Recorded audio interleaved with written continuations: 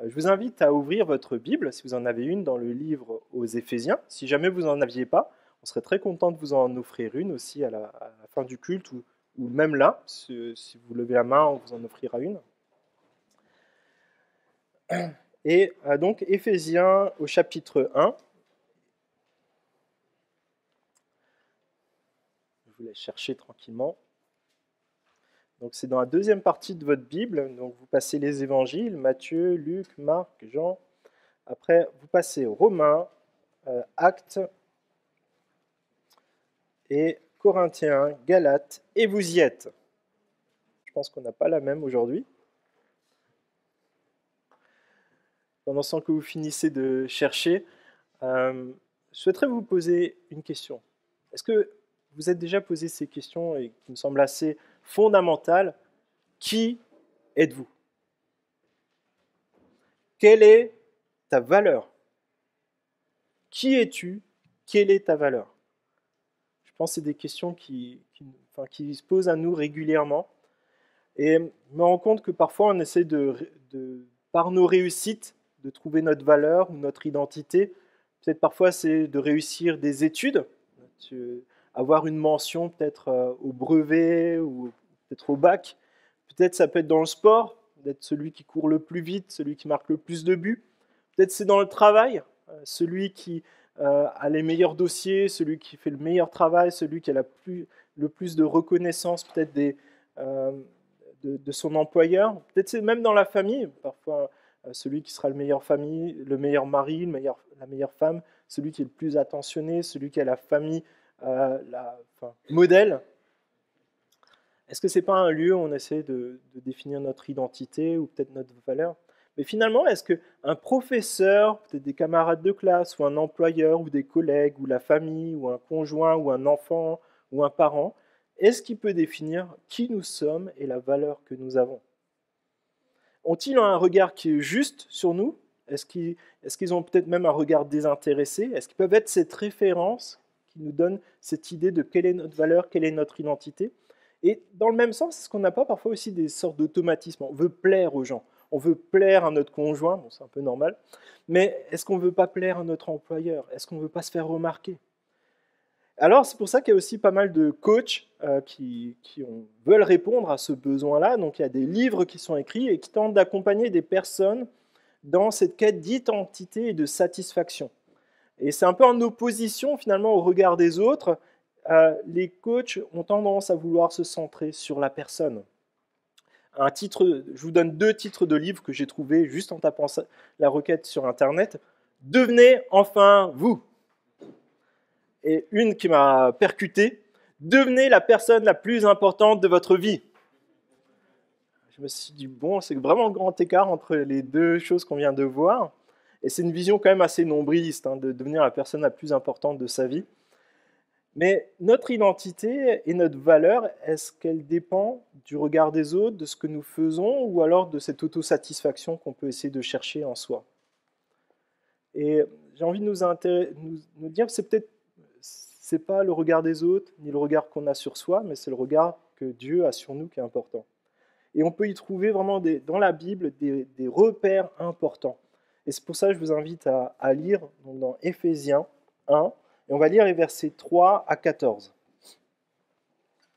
« Béni soit le Dieu et Père de notre Seigneur Jésus-Christ, qui nous a bénis de toute bénédiction spirituelle dans les lieux célestes en Christ.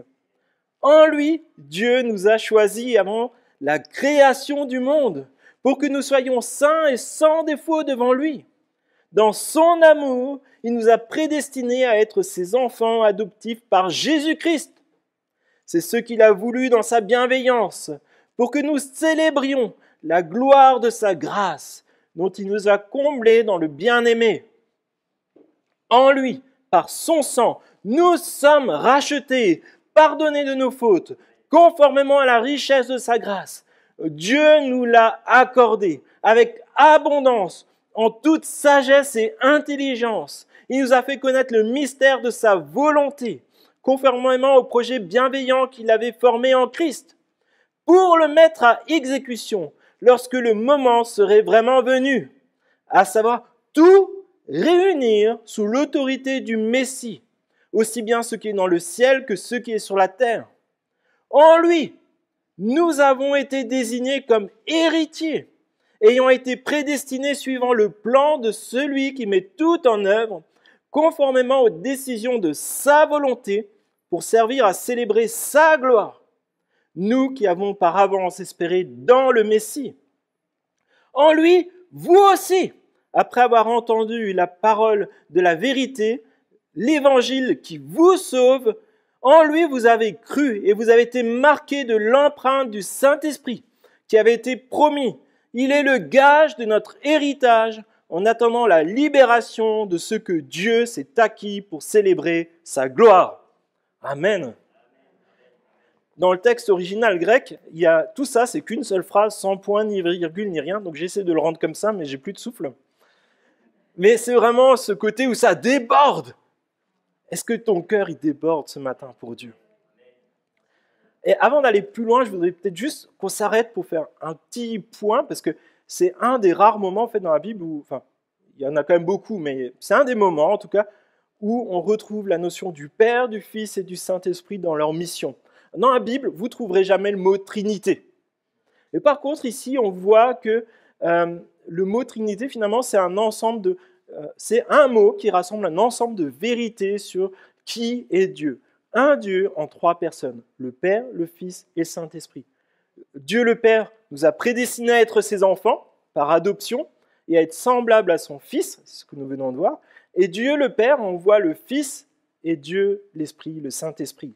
Le Fils est venu accomplir la volonté de Dieu de manière parfaite et pour nous sauver et pour se substituer à la colère de Dieu qui nous était destinée. C'est lui qui l'a pris. Et le Saint-Esprit est venu régénérer notre esprit pour nous donner une vie nouvelle. Et le Saint-Esprit habite en nous et jour après jour, il nous sanctifie. C'est-à-dire qu'il nous amène à ressembler de plus en plus à Jésus-Christ et à persévérer dans la foi parce qu'il nous a scellés, nous appartenons à Dieu. Alors c'est un petit résumé qu'on va regarder un peu dans le détail, mais je trouvais que c'était vraiment important d'avoir des bases solides. Dieu agit dans ta vie, Dieu t'a choisi, Dieu a envoyé Jésus-Christ pour te sauver et le Saint-Esprit pour te transformer à l'image de Jésus. Retiens ça, c'est super important pour ta vie quotidienne de savoir que Dieu est avec toi, qu'il agit de différentes façons, mais que le Saint-Esprit habite en toi. L'Esprit de Dieu habite en toi. Dieu t'a choisi. Nous sommes choisis. Béni soit le Dieu et Père de notre Seigneur Jésus-Christ qui nous a bénis de toute bénédiction spirituelle dans les lieux célestes en Christ. En résumé, c'est bénissons Dieu car Dieu nous a bénis. Tout commence par Dieu. Paul commence par la personne de Dieu et nous devrions commencer par la personne de Dieu dans toute notre vie. Le grand mal qui s'infiltre dans notre Église et parfois même dans nos familles, mais c'est assez insidieux parce que ça rentre dans les relations qu'on peut avoir avec les frères et sœurs et même dans notre rapport avec Dieu. Notre génération, et même les plus âgés parmi nous, c'est une génération qui est subjective. Ça veut dire qu'on est centré sur nos besoins avec un fort individualisme. On regarde beaucoup à nous, mais rarement en fait autour de nous. Et ce qui en découle, c'est qu'en fait, chacun peut avoir sa vérité, son regard sur la situation, et il n'y a plus de recherche d'un absolu. Je ne sais pas si vous avez déjà remarqué, mais maintenant, on ne dit plus « la vérité est que c'est lui le coupable ». Maintenant, on entend souvent « il a donné sa vérité ». Donc, ça veut dire que chacun a sa vérité, tout cohabite, mais ça ne marche pas. Si je donne un coup de pied à Herbert et qu'on me dit que j'ai donné un coup de pied à Herbert et que je dis « non, en fait, selon ma vérité, c'est juste lui qui s'est jeté sur moi », c'est pas vrai. J'ai donné un coup de pied à Herbert. Enfin, je le ferai pas, hein, t'en fais pas. Mais combien on entend ça dans notre quotidien? Et ça donne des relations qui sont perturbées avec les frères et sœurs, mais même avec Dieu. Dans le sens où on a tendance à chercher d'abord uniquement les bénédictions matérielles. Bénir Dieu dans les bons et les mauvais jours, c'est ce qui est important. Mais ce n'est pas possible si on reste focalisé sur soi. Si on reste focalisé sur soi, c'est difficile de lever les yeux vers Dieu pour le bénir. Quand Paul écrit cette lettre, il est en prison et pourtant il commence par « Béni soit Dieu », même s'il est en prison. Bénir Dieu, c'est reconnaître que rien ne nous est dû. Dieu ne nous doit rien. Mais au contraire, c'est reconnaître que Dieu nous a tout donné par grâce imméritée. C'est un cadeau immérité qu'on ne méritait pas. Ça nous décentre de nous-mêmes pour nous ramener à Dieu, nous amène à venir humblement devant Dieu et à dire mais je suis tellement béni de tout ce que tu me donnes au quotidien. Si nous restons centrés sur nous-mêmes tout en restant focalisés sur nos besoins, nos attentes, nous passons à côté du principal objet de notre vie et on va le développer aujourd'hui, c'est notre vie. Tu as été créé pour adorer Dieu, aujourd'hui et pour l'éternité. Tu as été créé pour adorer Dieu. Dieu t'a créé pour l'adorer. Est-ce que c'est quelque chose qui résonne? De savoir quel est l'objectif de ta vie. Ça nous amène à être radicalement centrés sur Dieu. Nous le constatons quotidiennement, les bénédictions matérielles de Dieu, elles sont là. Le matin, quand on se lève, on a le souffle de vie. Pour la plupart d'entre nous, on arrive à sortir du lit, nos muscles se mettent en route. On a à manger, à boire, un toit, des relations avec les uns et les autres, y compris avec notre Église, nos familles. Toutefois, si nous restons focalisés uniquement sur les bénédictions terrestres et à leur recherche, nous passons à côté de l'essentiel ce matin. Et Dieu nous bénit, il n'y a pas de problème avec ça dans notre quotidien. Mais si on reste seulement sur « j'ai besoin d'une nouvelle voiture, j'ai besoin d'un nouveau travail, j'ai besoin d'un homme, j'ai besoin d'une femme, j'ai besoin d'avoir une bonne note à mon examen », on passe à côté. On se focalise sur des choses qui sont temporaires. Dans l'Ancien Testament, les bénédictions qui sont promises par Dieu au peuple d'Israël sont essentiellement matérielles, pour la plupart. Donc c'est des récoltes, la protection, et ça tourne beaucoup autour de ça. Mais en fait, c'est ce que j'appellerais une alliance pédagogique. Ça veut dire que c'est pour apprendre de Dieu. Ce qu'on apprend par là, c'est que Dieu leur a dit, mais en fait, lorsque vous n'aurez plus d'amour pour moi, ou est-ce que vous aurez plus d'amour pour votre plaisir, pour vos richesses, pour votre sécurité, ben là, je vous rappellerai que je suis Dieu, que je veux être celui que tu aimes le premier dans ta vie. Je veux être ta priorité. Et là, pour te rappeler ça, je vais te donner des temps douloureux aussi. Peut-être pour le peuple d'Israël, ça a été des famines, des guerres et même la déportation. Et c'est un riche enseignement pour nous aujourd'hui parce que le peuple d'Israël n'a jamais réussi à garder le bon cap bien longtemps, parfois quelques décennies, parfois moins d'une année, parfois un peu plus. Mais ça nous rappelle que si on y va par nos propres forces, on n'y arrivera pas. C'est un peu comme les résolutions que tu prends le 31 décembre et que le 1er janvier à 10h, c'est déjà mort. Nous ne pouvons pas résister au péché.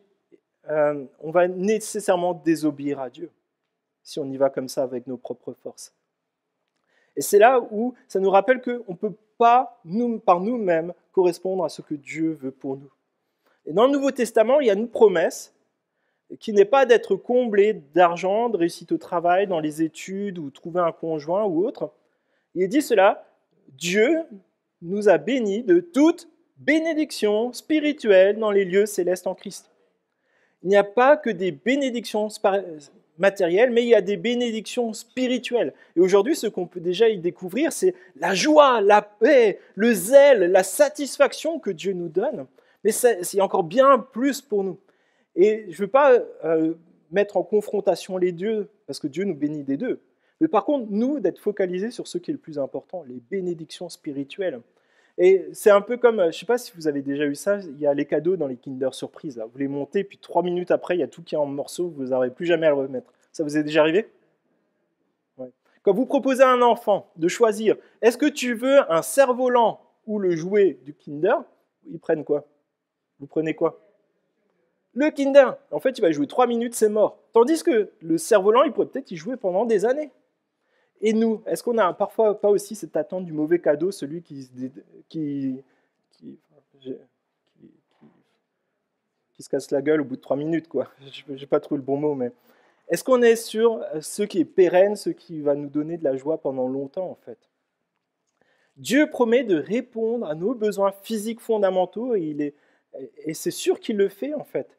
Mais on a des besoins qui sont beaucoup plus importants et profonds. Un besoin spirituel d'être en connexion avec Dieu.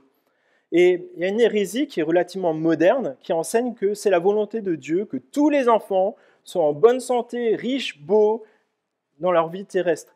Mais ce n'est pas du tout l'évangile de Jésus-Christ. Dieu promet de répondre aux besoins physiques fondamentaux, et il sait que, par contre, notre besoin le plus profond, il est spirituel. Et dans notre Église, nous prions pour la guérison, nous prions pour que chacun puisse avoir un emploi, que chacun puisse avoir une vie qui est agréable, mais nous voulons rester dans cette dépendance à Dieu. Nous ne pouvons pas rester focalisés là-dessus parce que ça dépend de la volonté de Dieu. Ce n'est pas un automatisme, ce n'est pas un dû. En 1 Pierre 4, Pierre dit cela à une église, mais mes bien-aimés, ne soyez pas surpris de la fournaise qui sévit parmi vous pour vous éprouver comme s'il vous arrivait quelque chose d'étrange. Réjouissez-vous au contraire de la part de ce que vous prenez aux souffrances de Christ, afin d'être aussi dans la joie et dans l'allégresse lorsque sa gloire sera dévoilée. Ainsi que ceux qui souffrent selon la volonté de Dieu s'en remettent à lui comme au fidèle Créateur en faisant ce qui est bien. Là, c'est un contexte de persécution. C'est des chrétiens qui sont persécutés parce qu'ils disent « j'appartiens à Jésus-Christ ». Il y en a qui sont torturés, d'autres qui sont séparés de leur famille. Mais imaginez juste quelqu'un qu'on emmène peut-être dans l'arène pour être donné au lion. On lui dit « mais en fait, Jésus, il veut des bonnes choses pour toi. Il veut que tu sois guéri, en pleine santé. » Il va rigoler.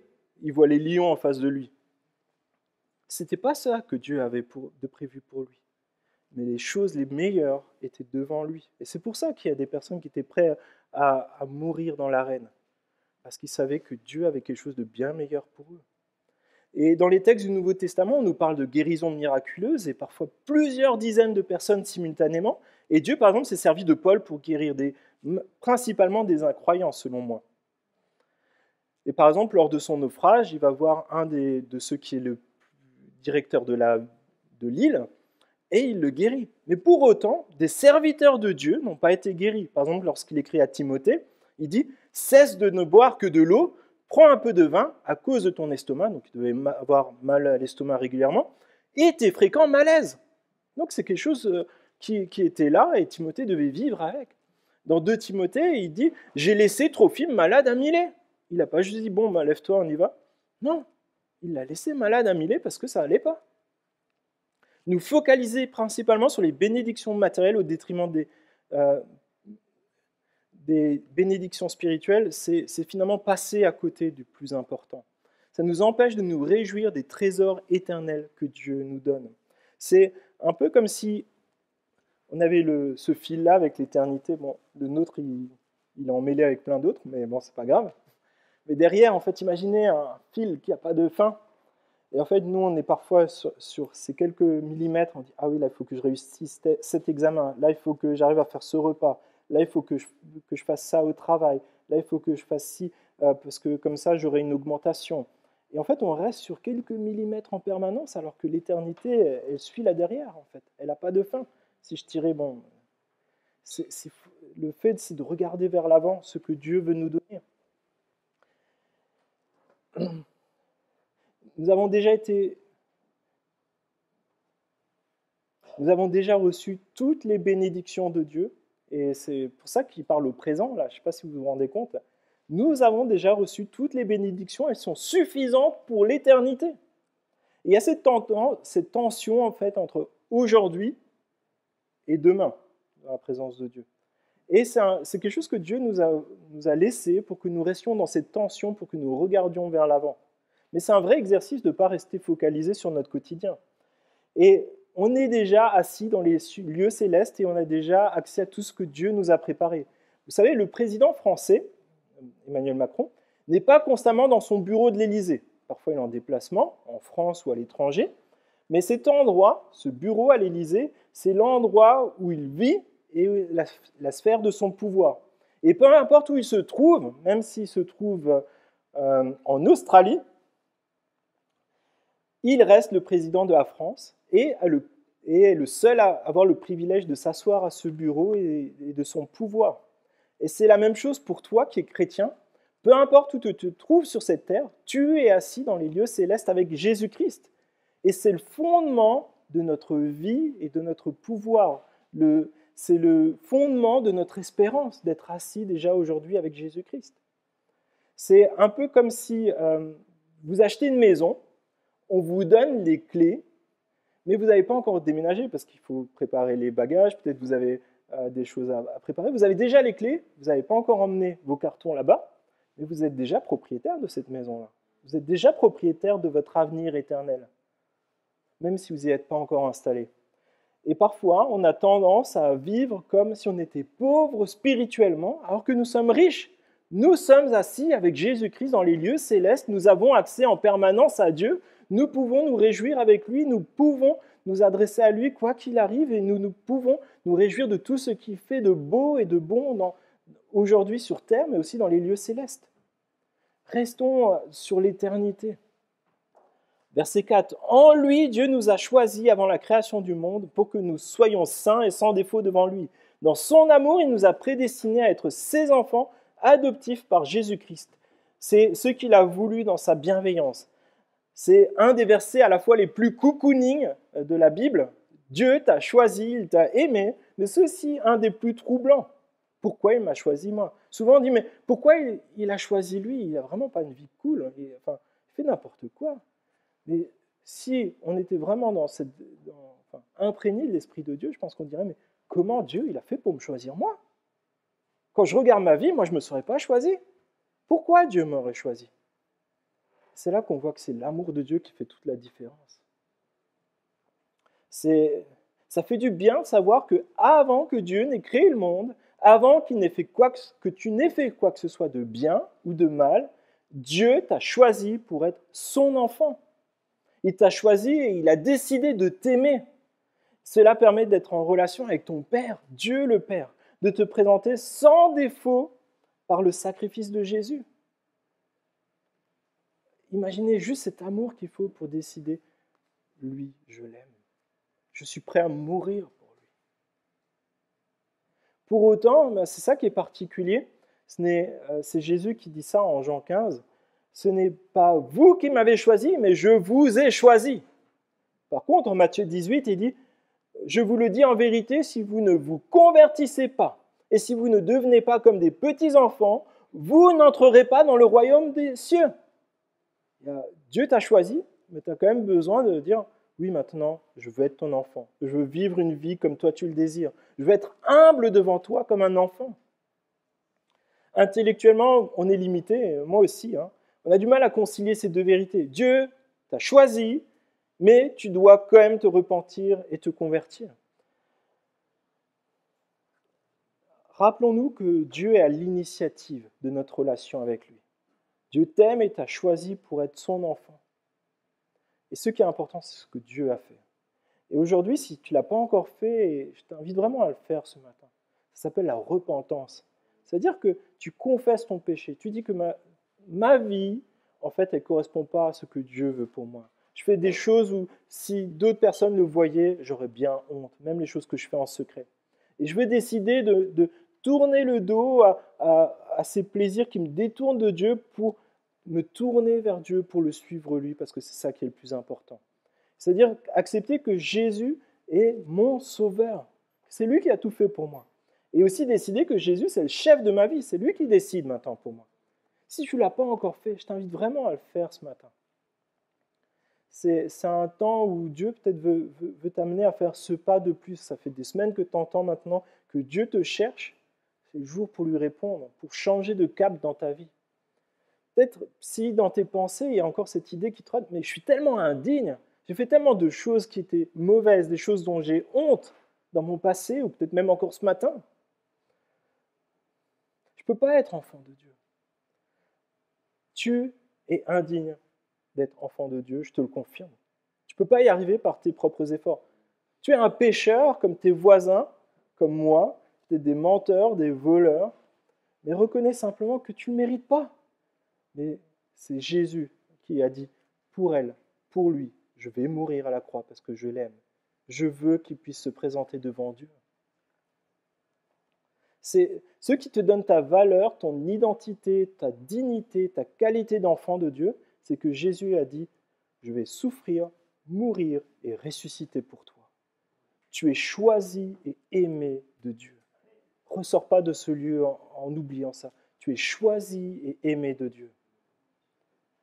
Et c'est pas tout, il y a encore plein d'autres choses, j'espère qu'on aura le temps de les voir. Nous sommes rachetés. Verset 7.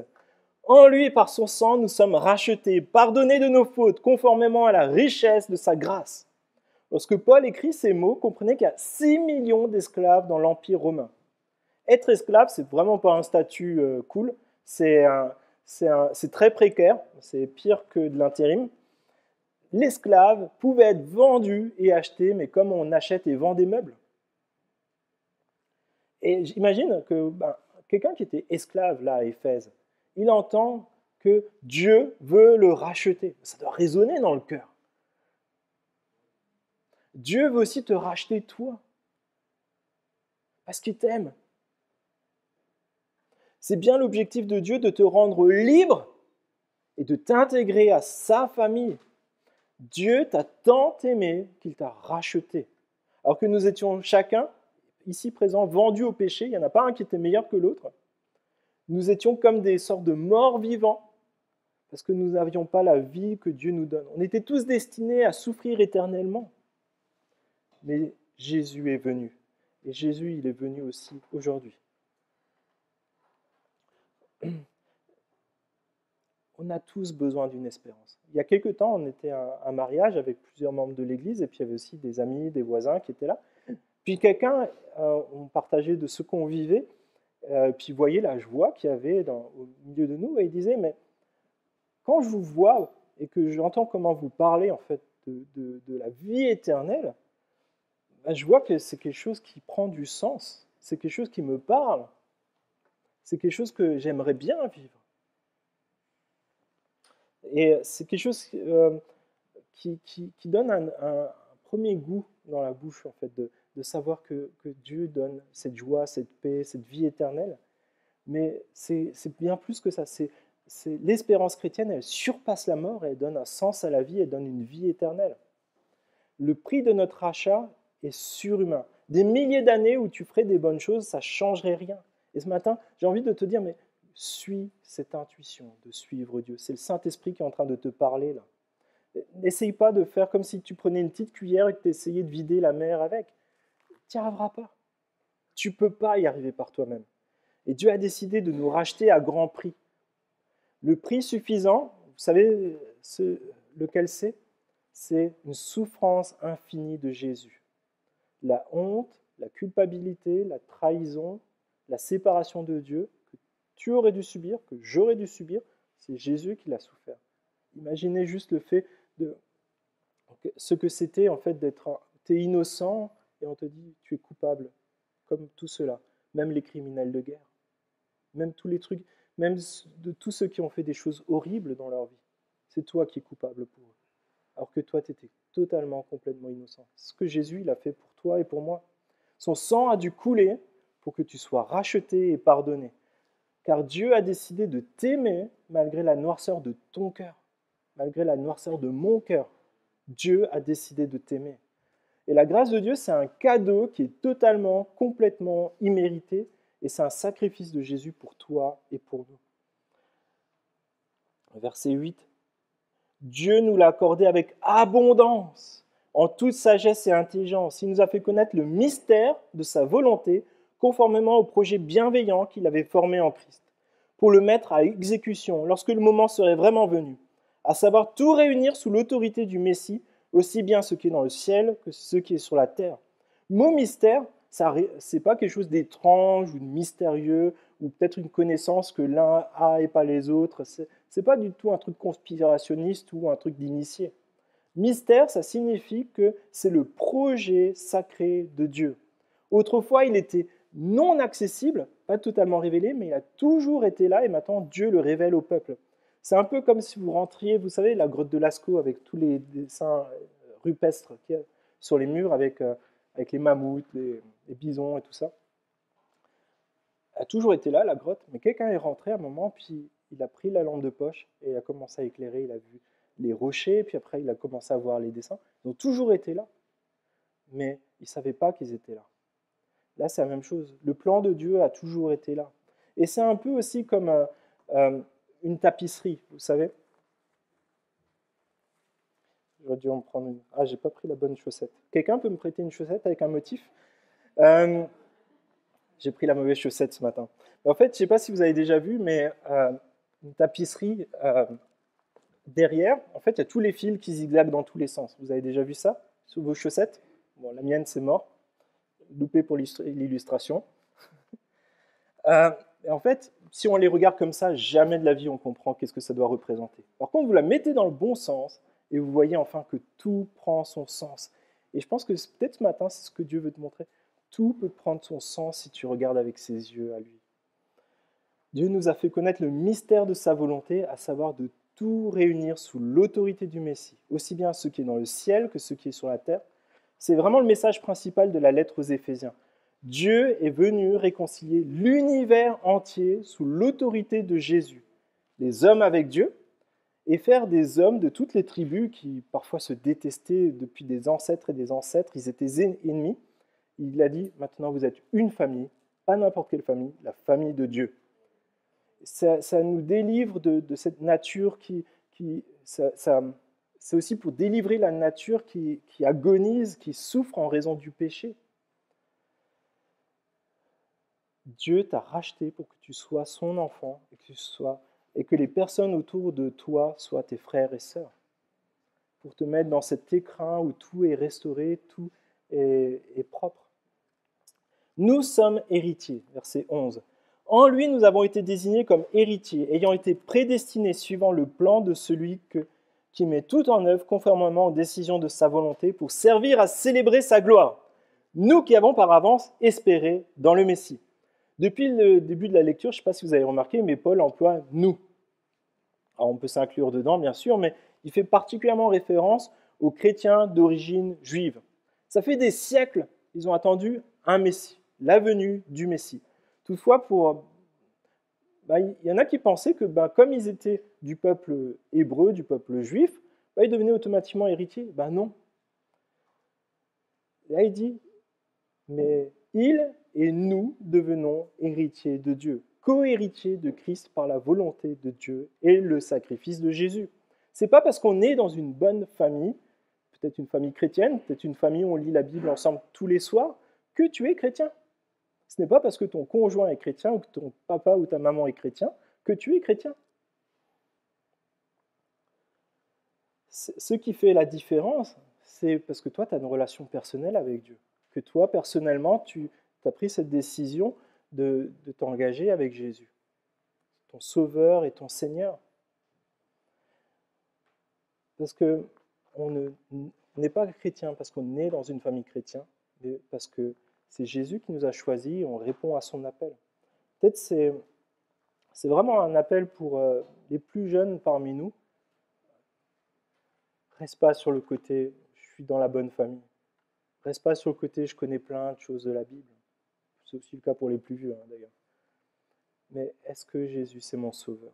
Est-ce que Jésus, c'est celui qui a le plus d'importance dans ma vie? Est-ce que c'est lui que je veux suivre? Est-ce que c'est ce que lui désire pour moi qui a le plus d'importance pour moi? Et peut-être si tu en es là et que tu veux obéir à Dieu, que tu dis oui, je crois tout ça, un des premiers pas, c'est le baptême. Honnêtement, tu ne peux pas dire que Jésus, c'est le chef de ta vie si tu n'obéis pas quand il dit faites-vous baptiser. Au nom du Père, du Fils et du Saint-Esprit, enseignez-leur à pratiquer ce que je vous ai enseigné. Si pour toi, c'est peut-être trop humiliant d'aller dans de l'eau, c'est peut-être qu'il y a des choses à réfléchir. Est-ce que Jésus, c'est vraiment celui que je veux obéir? Et je vous invite vraiment peut-être à réfléchir à cela, peut-être si vous n'êtes pas encore baptisé, ou peut-être si vous avez des défis dans votre quotidien pour obéir à Christ. Est-ce que Christ a vraiment toute la place dans ma vie? Après, si vous souhaitez vous faire baptiser, n'attendez pas. Prenez contact, on peut se retrouver, en discuter ensemble. Mais n'oublie pas, tu es héritier par la volonté de Dieu. Et cet héritage, c'est d'être avec Dieu. Plus de mal, plus de souffrance, plus de tristesse, plus de troubles, plus de trahison, plus de mort, plus de maladie, plus de pollution. La volonté de Dieu, elle est puissante, sûre et certaine. Si Dieu t'a choisi, il va t'emmener dans sa maison. Nous sommes sauvés, verset 13. En lui, vous aussi, après avoir entendu la parole de vérité, l'évangile qui sauve.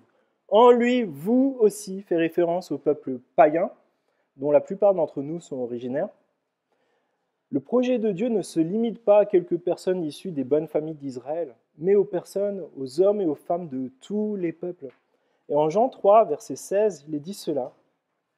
Car Dieu a tant aimé le monde, car Dieu t'a tant aimé toi, qu'il a tant aimé tes voisins, qu'il a donné son Fils unique, afin que quiconque croit en lui ne périsse point, mais qu'il ait la vie éternelle.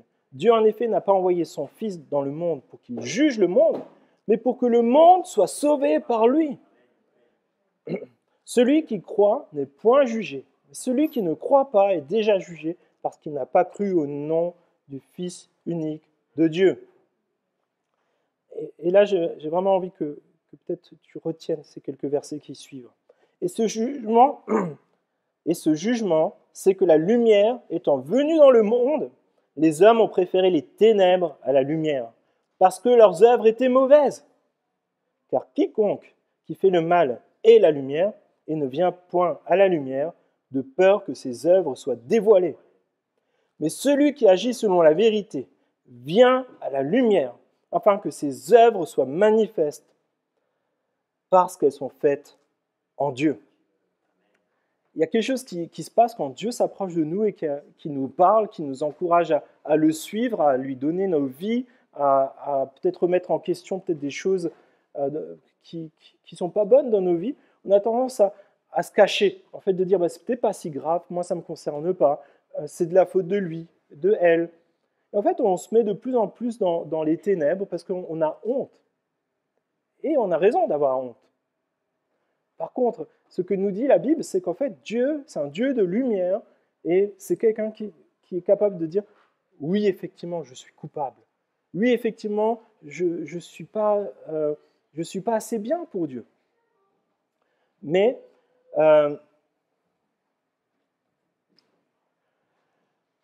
Dieu, il m'aime et me met dans sa lumière. Et ce matin, j'ai envie de te dire, tu as le choix. Soit de dire, bah, ça ne me concerne pas, je suis trop bien, ou peut-être, bah, j'ai rien fait de grave dans ma vie, comparé à d'autres, mais ne te mens pas à toi-même. Ce n'est pas ta justice. Ah, merci beaucoup, Ruth.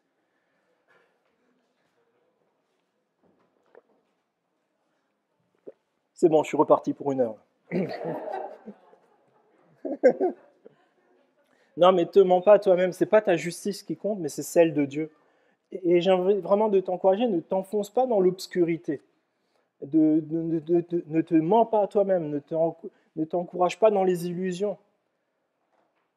Peut-être d'autres diront, mais j'ai fait des choses horribles et personne, même pas Dieu, peut m'aimer, peut aimer quelqu'un comme moi. Et c'est aussi un mensonge. L'amour de Dieu ne dépend pas de ce que tu as fait ou non, mais de la décision que tu prends pour Dieu. Dieu t'aime toi et tu as de la valeur à ses yeux. Cette valeur, ce n'est pas ce que toi tu auras vu de toi ou ce que les autres ont vu de toi, mais c'est la valeur que Dieu te donne parce que Jésus, il est mort pour toi. Peut-être tu diras, je suis trop jeune. Honnêtement, c'est une fausse excuse. Si aujourd'hui tu sais que Jésus, c'est ton sauveur, ton Seigneur, engage-toi avec lui. Confesse, Jésus, c'est mon sauveur et mon Seigneur.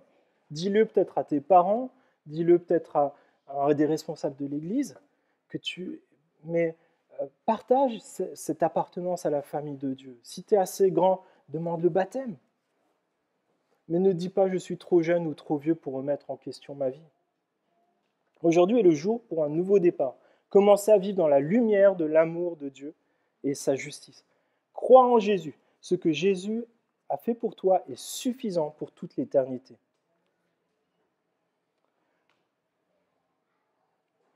Et c'est là où, peut-être juste courtement, parfois on entend, mais en fait, moi, je ne partage pas l'évangile, mais par contre, je fais des bonnes actions, comme ça les gens le voient. Je ne pense pas que c'est vraiment le message biblique. D'autres diront, mais en fait, moi, j'annonce l'évangile, je proclame des versets. Je ne pense pas non plus que c'est forcément la démarche. Quand on regarde Jésus, il s'asseyait souvent avec les uns et les autres, il se mettait à leur niveau.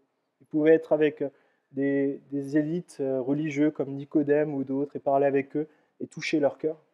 Il pouvait s'installer avec les personnes qui étaient mises à côté de la société, comme ceux qui percevaient les taxes, qui en prenaient une partie pour eux, ou des personnes qui vivaient dans l'immoralité sexuelle. Il s'asseyait avec eux, il leur parlait à leur cœur. avec la parole de Dieu. Parce que j'ai juste envie de nous rappeler que, au risque de choquer, que des personnes non chrétiennes et même le diable peuvent proclamer des versets bibliques. Quand vous regardez la tentation de Jésus, c'est le diable qui lui parle avec des versets bibliques. La Bible nous dit même qu'il y en a qui sont capables de faire des prodiges et des miracles, mais ils n'appartiennent pas à Dieu.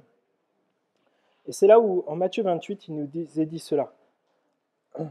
Tout pouvoir m'a été donné dans le ciel et sur la terre. Allez donc dans toutes les nations et faites des disciples, baptisez-les au nom du Père, du Fils et du Saint-Esprit, et enseignez-leur à mettre en pratique tout ce que je vous ai prescrit.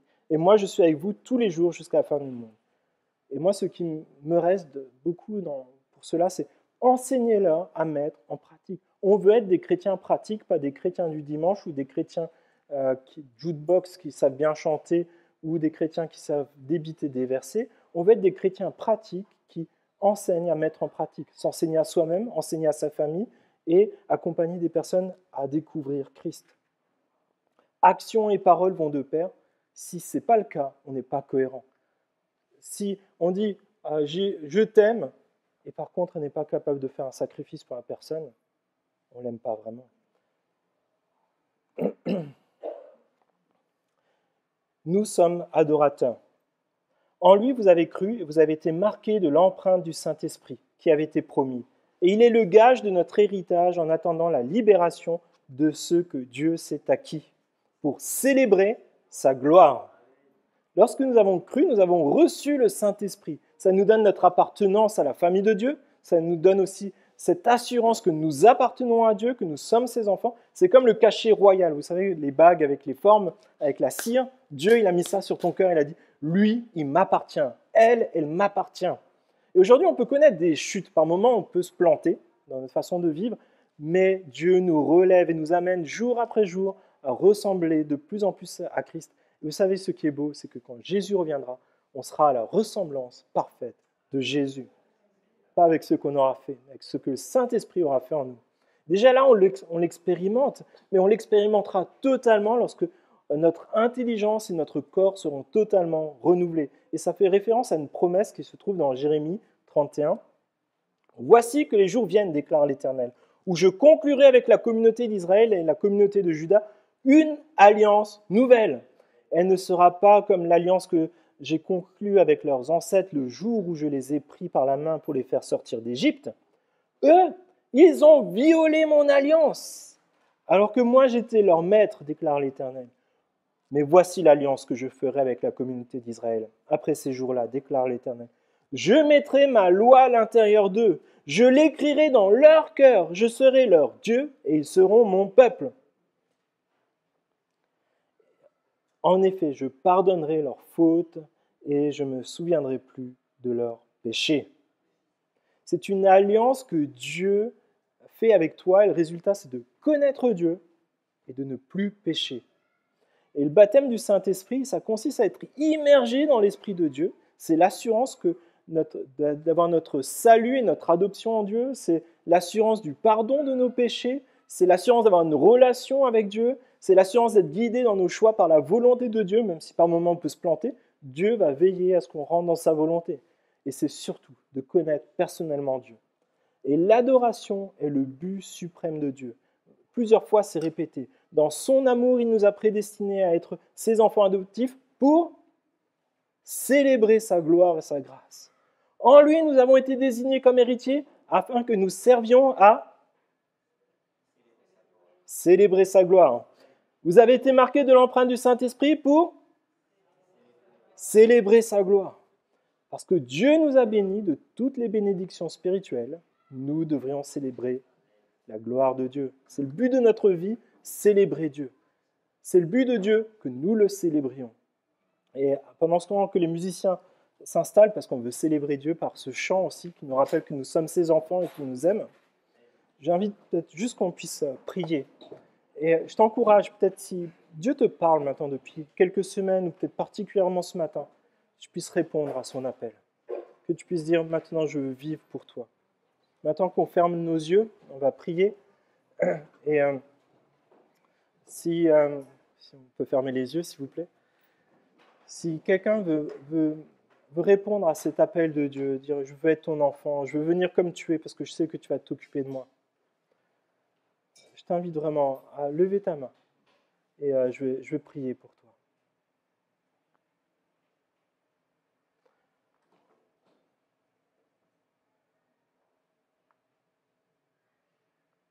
N'aie pas peur du regard des uns et des autres. Ce qui est important, c'est ton avenir éternel, ta relation avec Dieu.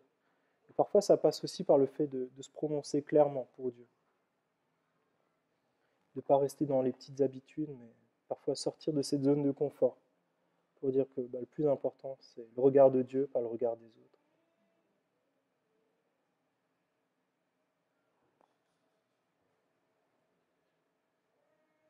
Oui, je vous ai vu. Et Père, je te prie, s'il te plaît, de travailler encore nos cœurs ce matin. Je te prie pour mon frère et ma sœur qui lèvent la main. Je te prie, s'il te plaît, que tu puisses leur donner vraiment cette assurance qu'ils t'appartiennent. Donne-leur, s'il te plaît, vraiment de pouvoir expérimenter ta présence, ta paix et ta joie. D'avoir cette relation vivante et dynamique avec toi, de savoir que tu les as sauvés. Seigneur, je te prie, s'il te plaît, vraiment, que tu puisses leur donner la force et le courage de faire ces pas supplémentaires, qui ne sont pas toujours faciles de confesser publiquement que nous t'appartenons, mais pour autant, c'est ce que tu nous demandes de faire. Seigneur, je te prie, s'il te plaît, vraiment, que tu puisses les aider maintenant à démarrer cette vie nouvelle avec toi, et que tu puisses vraiment les entourer, que nous puissions aussi les entourer. Je te prie ainsi dans le nom de Jésus. Je te prie aussi pour chacun d'entre nous. Je te prie, s'il te plaît, que tu puisses nous donner un amour nouveau pour toi. Un amour qui est rafraîchi par toi. Un amour qui est centré sur ta personne, tes promesses, ton amour pour nous. Je te prie ainsi dans le nom de Jésus-Christ. Amen.